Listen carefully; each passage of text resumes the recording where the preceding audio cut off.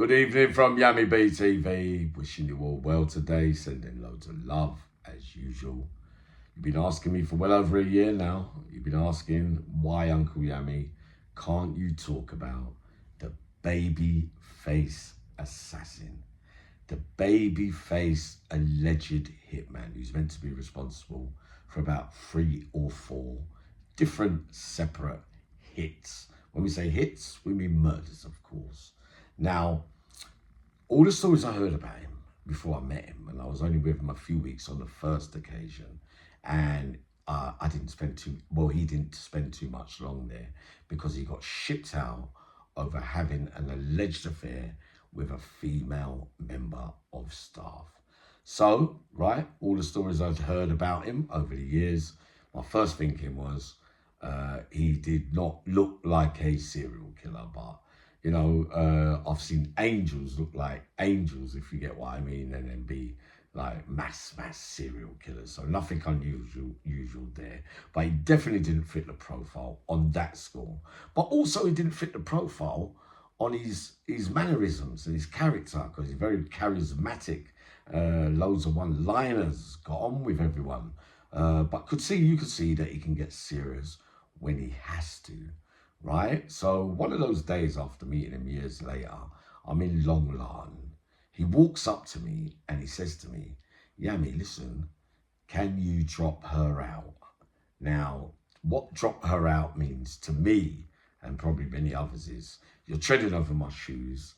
I'm already in there with her, or I've got something going on there with her. Allegedly, I might be totally wrong. We know I've been wrong in the past with my wayward thinking, if you get what I mean. And so I took it as a sign as, don't get involved, please. Stay away from her. But he said it in a really nice way. Now, he was tall, athletic. He used to go on the row machine now and again. He used to have bouts of training, because during sentences of 33s and 35s lives, loads of men go through times when they don't go to the gym. They leave it for a few months and put on a little bit of weight and then come back with a vengeance. And get ready again and put a shift in, if you get what I mean.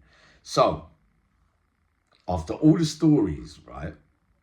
Oh, bloody hell, yeah, I'm just on my throat today. After all these stories, right, of hearing about Peter O'Toole, I often wondered if he could have a row as well.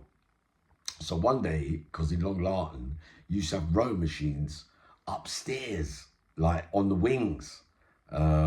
Like in the association rooms, I think you used to have 1 or 2, like loads of us used to go in there at certain times. So I used to watch him in there, and I realised his fitness was quite good as well. So one of those days, him and a guy from Birmingham, again, caught up in an argument.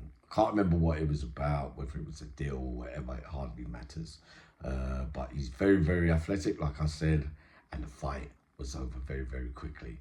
I'll say I'm surprised because his character was not one of, I like to say, you can be approached to me, but you never look like someone to me that would immediately start swinging punches straight away. But men that are doing them kind of sentences, or unless that's how he is really, he took him out with a few shots. Now, everything I learned is well liked as well. Well respected by many, many, many men, right? All the big names respected him that we talk about, if you get what I mean.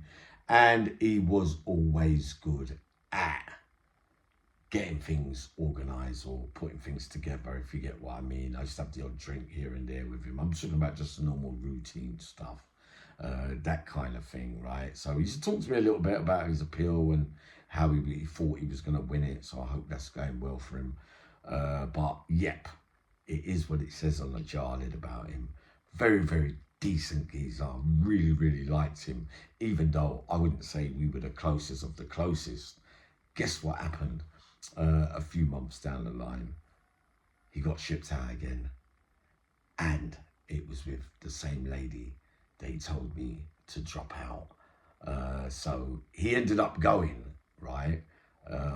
And she ended up resigning, I think, or she got the sack.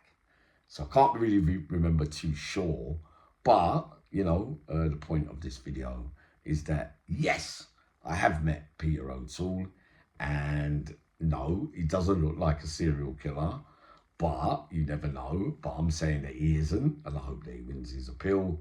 But one of the most charismatic, likable, lovable men that I ever came across, and surprised me a few times. A great sense of humor as well. Oh yeah, he always used to say to me, I do not want to spend the next 30 odd years in here, Yami, for something that I never done, if you get what I mean. But Peter O'Toole, you lot down in Birmingham, yes, I rate him, or rated him very highly in that life, if you get what I mean.